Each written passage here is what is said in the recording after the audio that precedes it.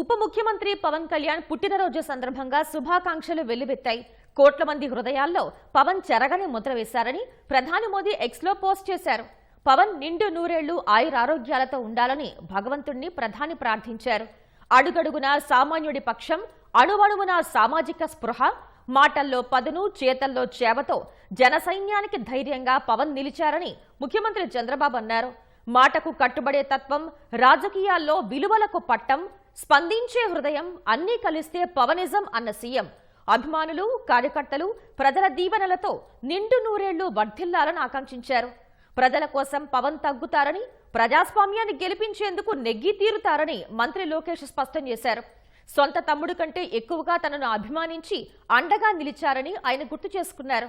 పవన్ మరెన్నో విజయ శిఖరాలను అందుకోవాలని లోకేష్ ఆకాంక్షించారు. తమ్ముడు పుట్టినరోజు సందర్భంగా దీర్ఘాయుష్మాన్ భవ అంటూ పవన్ ను చిరంజీవి దీవించారు. ప్రజాసేవలో పవన్ చూపుతున్న అంకితాభావం చిరస్మరణీయమన్నారు. ప్రజలందరి ఆశీస్సులతో నిండు నూరేళ్లు ఆయురారోగ్యాలతో ఉండాలన్న చిరంజీవి ప్రజలకు మార్గదర్శకుడిగా నిలవాలని పవన్ ఆశీర్వదించారు. కూటమి ప్రజాప్రతినిధులు పవన్ కు పుట్టినరోజు శుభాకాంక్షలు తెలిపారు.